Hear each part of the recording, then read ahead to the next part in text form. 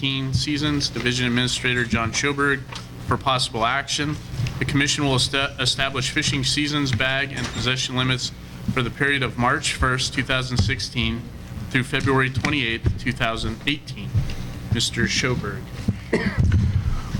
Thank you, Mr. Chairman and Commissioners. For the record, John Schoberg, Chief of Fisheries.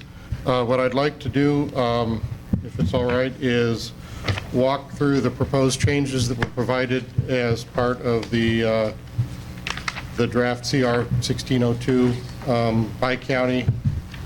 And then I have a couple of separate addendum items that were provided to you and are also available for the public on the back table.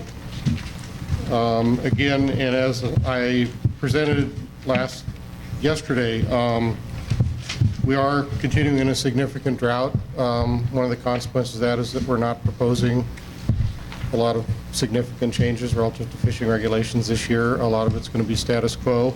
We do have some changes that were proposed, and I'll just walk through them alphabetically by county. As provided in the draft CR that was sent out as part of the support material. In Humboldt County, we are modifying the regulation for Chimney Reservoir. That is in association with a project we're working on to introduce sterile hybrid tiger muskie into Chimney Reservoir. The intent of that program is to provide control for carp, which have become extremely abundant, and the current population of sport fish in there, including wipers, simply are not able to control that carp population. The carp grow too quickly, and they get out of the size range that even wipers are successful in providing adequate control. So we're hopeful that introduction of tiger muskie will provide that. Our intent at this time is for that to be and we are proposing for it to be catch and release only. The purpose of that is to get that tiger muskie population established. We're hopeful that in a few years, based on our monitoring, and we're seeing both growth rates of the tiger muskie and effective control of carp, that we would be able to open that up to a limited harvest. And then be able to monitor that population of tiger muskie over time, and if necessary, supplement them with additional fish, since obviously there won't be any reproduction, or we certainly hope not. That's the intent, based on them being sterile hybrids. In Lincoln County, we are proposing changes at Eagle Valley Reservoir. We are modifying the description of that regulation that applies to Eagle Valley Reservoir. It previously said Eagle Valley Reservoir and the stream above and below the reservoir. We're changing that to provide a little bit clearer definition for anglers. There is essentially no sport fishery below the reservoir. And so we are changing that to take the stream below the reservoir and turn it back to general regulation. And it will now read Eagle Valley Reservoir and Meadow Valley Wash above the reservoir. We think that provides a clearer definition for anglers, as the reservoir regulation would be appropriately applied. For the reservoir itself, we are changing that regulation to read from only 5 trout to 5 trout and 15 warm water game fish, of which no more than 10 may be black bass. And we are proposing a 0 black bass catch and release only regulation from April 1st through June 30th. The reason for that regulation on Eagle Valley Reservoir, that is an emerging fishery.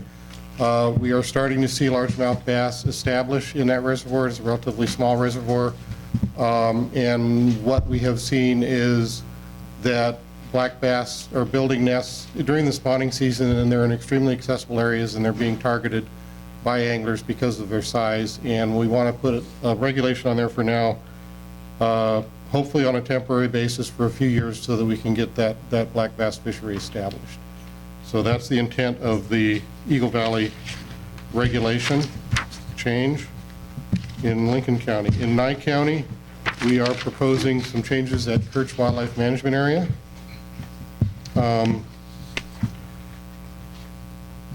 This changes, the first one, let me cover the first part of this, which is to change the definition of warm water game fish harvest.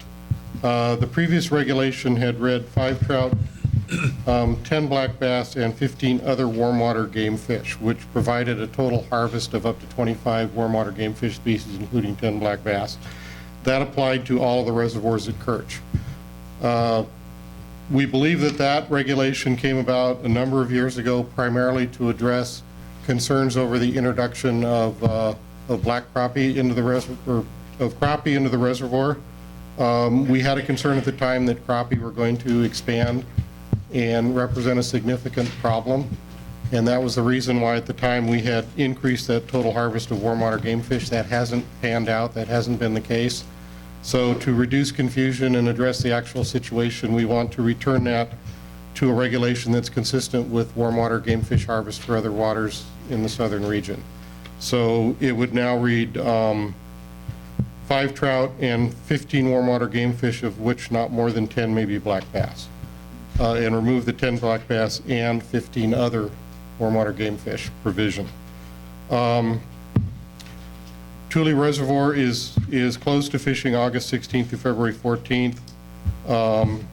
So that does not, this other change I'm going to discuss now does not apply there. But for other waters within the Kerch Wildlife Management Area, which would be Adams McGill, Cold Springs, Hay Meadow, and Dacey reservoirs, we are proposing that the regulation now read 5 trout and 15 warm water game fish, of which not more than 10 may be black bass, and a 0 black bass harvest from April 1 through June 30th, catch and release only.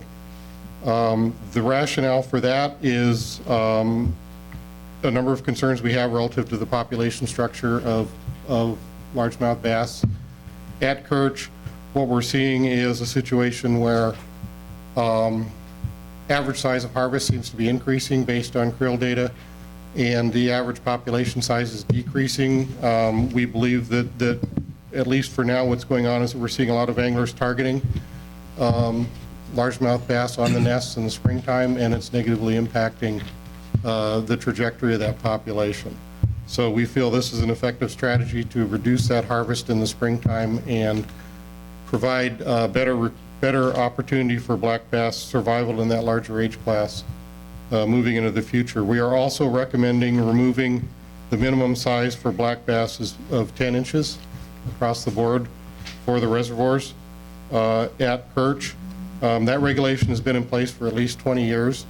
We don't believe that it serves any useful purpose or is effective. We still continue to see a lot of small black bass that are stacked up in the system that anglers are not able to harvest. So we feel that by removing that 10-inch minimum size limit, that also will work towards building a better population structure and a healthier bass population at Kerch. The other change for Kerch also is we had a bit of a conflict in the regulation for Dacey Reservoir in that there was a conflict between the open periods and how that was described and the open or closed period for the fishery, and we're recommending making Dacey Reservoir consistent with Adams McGill, Cold Springs, and Hay Meadow reservoirs so that it's open year-round with the upper portion closed to trespass February 15th through August 15th as posted. So that makes it consistent with the other major reservoirs at Kerch Wildlife Management Area. And those are all of the changes that we had proposed in the CR that was originally provided. As a supplement, we have provided, and it's available for the public on the back table, a summary of all of the comments. Before we go to the supplement, we did have one other in Mineral County, correct? Oh, you're right. I apologize. How did I do that? Sorry, Glenn. Just so we're all... Sorry, I had a page stuck together. In Mineral County, we are working with Mineral County and with the Hawthorne Army Depot to create a new urban fishery there that will be available for the public, given the situation with Walker Lake and the absence of a fishery there currently. There's certainly a demand for a local opportunity for angling for the community, and we have been working with the Army Depot and the community to open up access to Rose Creek Reservoir, which is on the Army Depot. We've completed an agreement with the military to open that up. It will be on a permit basis, and so there will be some restrictions on the time of access, but it's open to the general public on a demand basis. They just go to the Army Depot, get a pass, get a key for the lock, and they can access it at any time that within the hours set by the military. And we do have a process set up where we work with them on a coordinating committee that includes NDOW, so that we can address how we implement this and any concerns that come up in the process. We'll be stocking tiger trout in there, which are a sterile hybrid, and we are recommending that Rose Creek Reservoir have a 3 game fish limit, which is consistent with other urban fisheries in the western region. Thank you for catching that. Sorry, Jeremy. That's all right. And then we've provided a brief summary of the comments that we received from all of the wildlife advisory boards on the fishing regulations. We did not receive anything from Esmeralda, Humboldt, Story, or Lander counties. 3 of those did not have a scheduled meeting that we were aware of. And we've briefly summarized the comments that we received from the other wildlife advisory boards on that sheet. And then I have also provided, and this is available for the public on the back table as well, another sheet which summarizes some late changes that came in as part of CAB recommendations that we wanted to recommend be included in the final CR.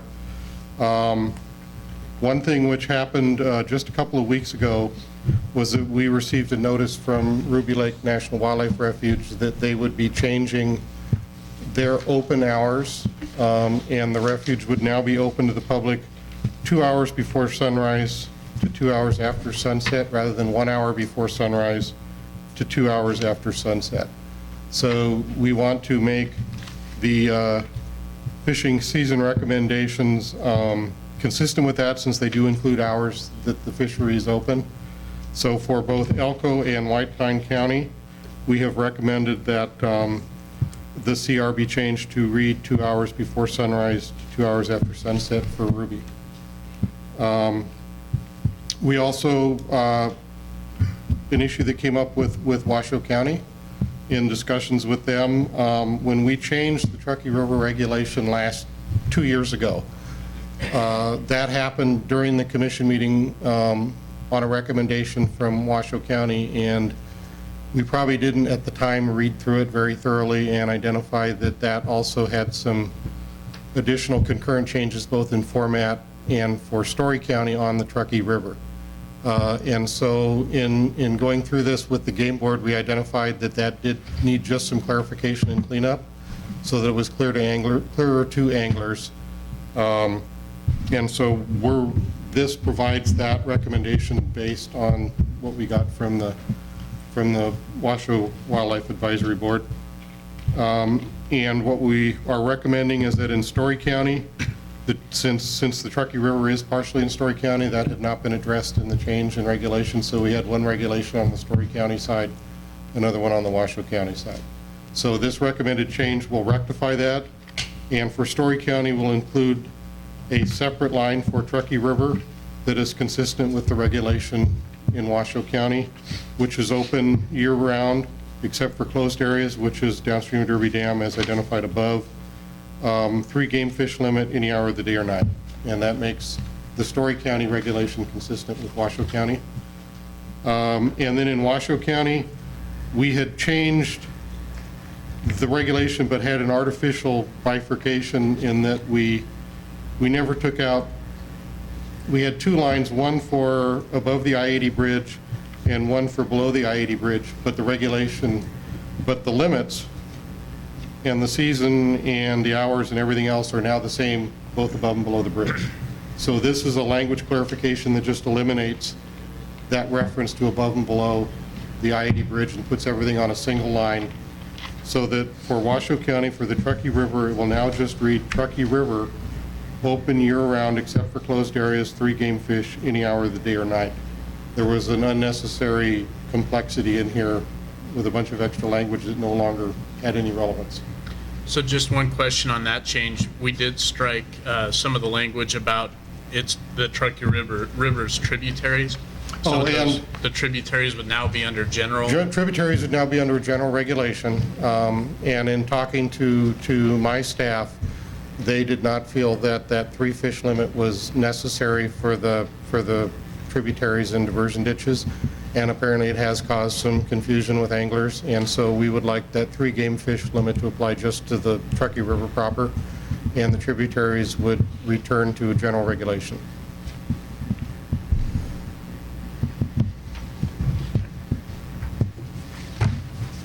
And that's what I've got. So that summarizes our proposed changes and our recommendations to further add to the CR that was sent out based on Wildlife Advisory Board input.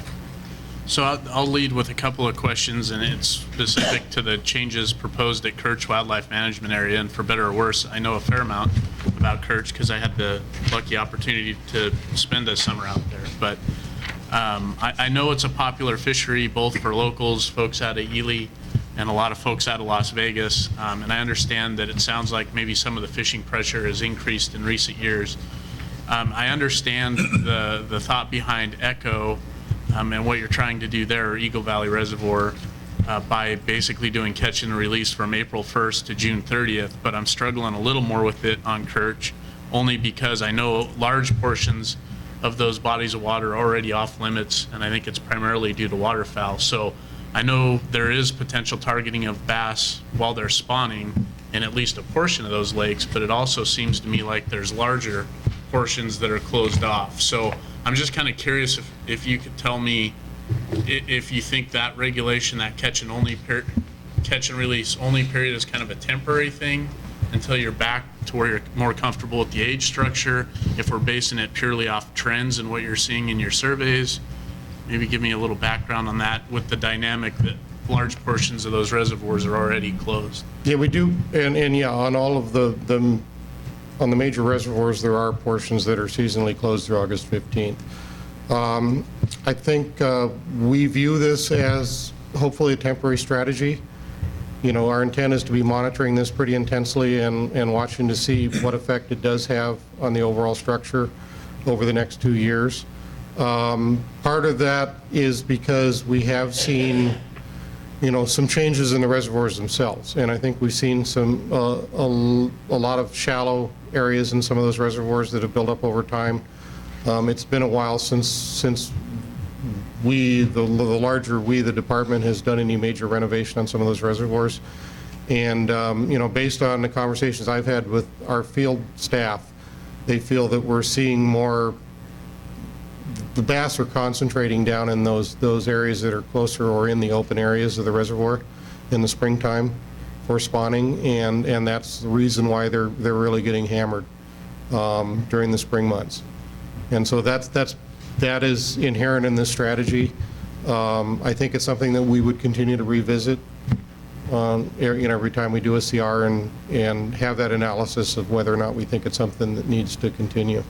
So 2 additional questions on that. In terms of Dacey, we've kind of had a different season structure. So essentially, Dacey's been more kind of what we're proposing simply because it's been closed for that first part of the season. So do we see a dramatically different age structure in Dacey than we do in the other reservoirs?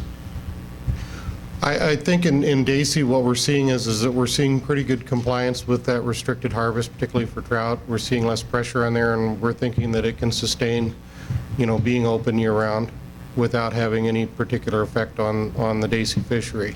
It's been managed kind of on a little different trajectory because of the trophy focus for trout, and it probably can handle that because it doesn't seem to be getting the level of pressure, you know, even accounting for the different open period that the other reservoirs do. So we think it's worth opening that up and again monitoring that closely and seeing if that's an effective strategy for Dacey.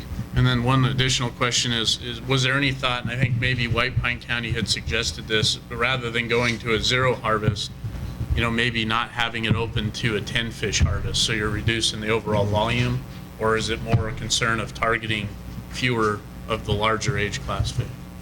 The issue really is targeting those large age class, those larger size, older age class spawners. To be honest with you, I don't think a 10 fish or a 5 fish limit makes a whole lot of difference in the big picture. You know, I've looked at our data that we have from anglers, and the average harvest is less than 5 fish now. So overall, anglers typically are not taking, most of them are not taking 10 bass, certainly. They may trout, or they, excuse me, not trout or 5 fish. But they may take a combination of fish that approach 10 certain times of the year. But our data that we have from both direct angler creel census and from the volunteer creel information boxes is that anglers typically aren't taking 5 fish. Anyway, I mean, it averages probably about 3.5 fish per angler day for most of the reservoirs. So the advantage of keeping it at 10 bass is that if we do have, you know, someone who is targeting those smaller age class bass that we'd like to see removed, that they have that option, and that's probably the main benefit. Other than that, it doesn't make a lot of difference either way, I don't think, from a biological sense in terms of the impact to harvest. Additional questions for John? Commissioner Bliss? I do. Thank you, Commissioner Drew, or Chairman Drew. I share some of the same concern and questions that Chairman Drew had, and in discussion with quite a few folks out of White Pine County when this reg come out, there is a lot of concern there. With shutting it down for catch and release for that time period, that none of the folks that I talked to disagree that there is not additional pressure, and have voiced that concern for the last 4 or 5 years, actually. I personally have a difficult time wanting to see a catch and release time frame, because I think it is in our best interest to make sure that we still provide a fishery for people to go to and want to go to. And there's a lot of folks that frankly won't go down and fish at all if it's just catch and release, and I don't think we should drive folks away from that. There was some discussion by some other folks that said, well, if they're worried about the spawning type fish, what size are those fish? And maybe during that time of the year we have a slot limit that says during this period of time we can't keep fish of a certain size to protect those spawning fish, and then still allow us to take some fish home and put in the freezer, you know, when we go down and fish. And none of that was brought up. And my thoughts on it is, I think everyone agrees that there's an issue there. I think with Cummins Lake coming back online for the future is going to relieve some of the pressure off of Sunnyside.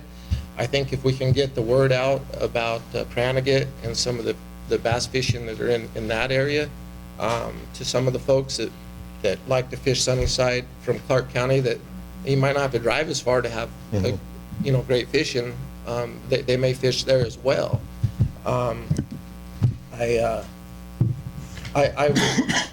I would hope that maybe in the future we could have, and it might be difficult, but if you have some type of scope meeting, because there's a lot of people that are real passionate about Sunnyside. There's a town built there for the fishing, basically. And maybe sit down with some of those folks and get some of these other ideas, and maybe the slot limit might work. And you know, so I am a little bit concerned about it. And then also the 10-inch minimum on there. I understand what you're saying, but a 10-inch bass has a fillet that's just getting big enough to, I mean, for you to eat.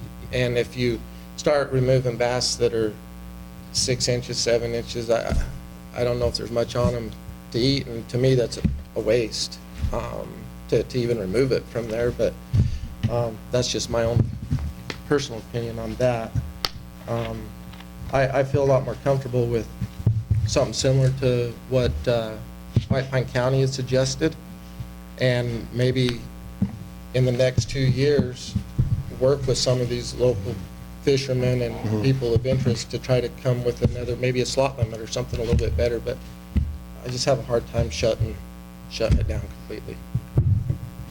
So one other quick question on in Humboldt on Chimney Reservoir, with the introduction of the tiger muskie to take care of some of the carp issues that you have. Do you anticipate much negative effect on the game fish that are in there with the tiger muskie? If you're targeting just a carp, or they don't just eat carp. Well, they don't just eat carp, but from what I understand, behaviorally, they tend to position themselves in the water column in a way where they're primarily going to target non-sport fish species, and that was one of the considerations going in, is that they're a little different than northern pike in terms of how they behave in a reservoir, and they have ample opportunity to target their preferred species, which are primarily going to be carp and other non-game fish. And it's been, there are a number of other western states that have used tiger muskie very effectively in similar reservoirs and similar situations for carp control or non-game fish control, and it's pretty well documented in the literature as well as the experience of some of the surrounding states. Additional questions for John? I had a couple questions. Yesterday, I had to leave while you were doing your presentation, unfortunately, and I saw some excerpts on the PowerPoint in terms of the overall drought. I think we've been in a drought for quite some time down here, but I know overall statewide they're saying we're going into our third year, I think, of severe, or fourth year of severe drought. And overall, what is the status, or what is the effect that that's having in and of itself on the population size of the, fish in general? You were saying you're not too concerned. I heard you say that, you have that base pool of fish populations that are still subsisting in these rapidly shrinking water bases, but the long-term impacts that might have, and how does the agency work with, I know that the governor's putting together a drought commission now to kind of look at the long-term impacts of that when you're putting together your fishing guidelines. Is there a decrease in population size right now? Again, Commissioner Hubbs,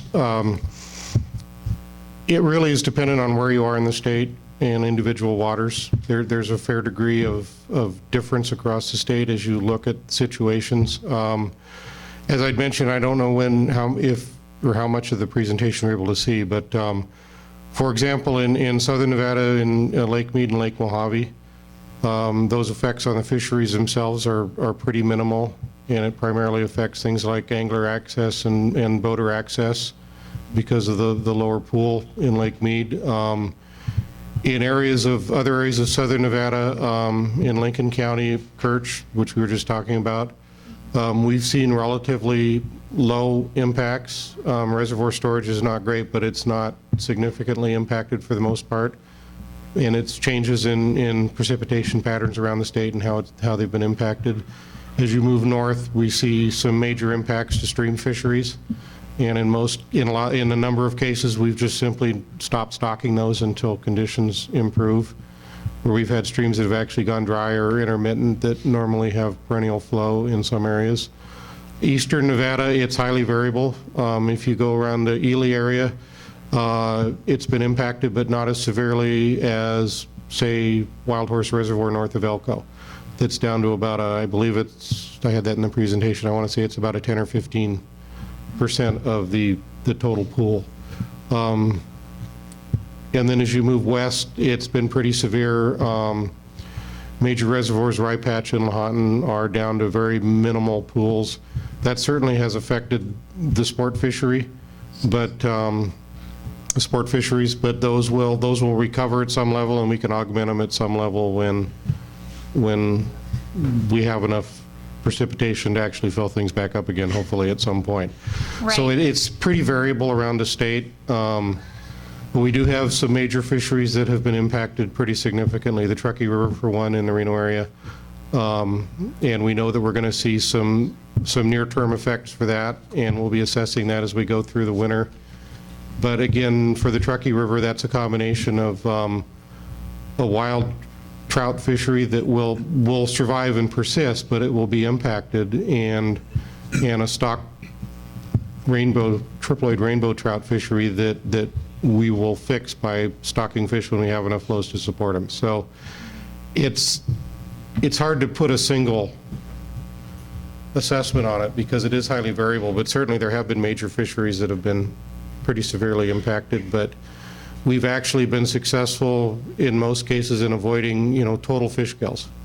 We haven't generally seen that statewide. We've been able to squeak by with a combination of minimum pools, in some cases some voluntary reductions in irrigation demand, and getting lucky with, in a few cases, some late summer precipitation that helped carry us through. Right. One of the areas I was looking at was Mineral County, and just driving that quite a bit. Always very concerned about Walker Lake, looking at that. And I noticed that you're adding the new fishery there on the Army base. You were saying to provide an offset. But my question is, what are we doing about Walker Lake? And what's the agency's take on that in terms of the salinity and loss of water? And is there any type of restoration or long-term changes that might be made? Walker Lake is a long-term issue. It's been impacted probably for 80 years or more by a variety of things that have occurred in terms of increasing, irrigation demand in the Walker River system. Weber Reservoir that was constructed, I believe, in the 30s upstream that diverts water onto tribal lands, and then long-term drought. It's a terminal lake. And so it's in,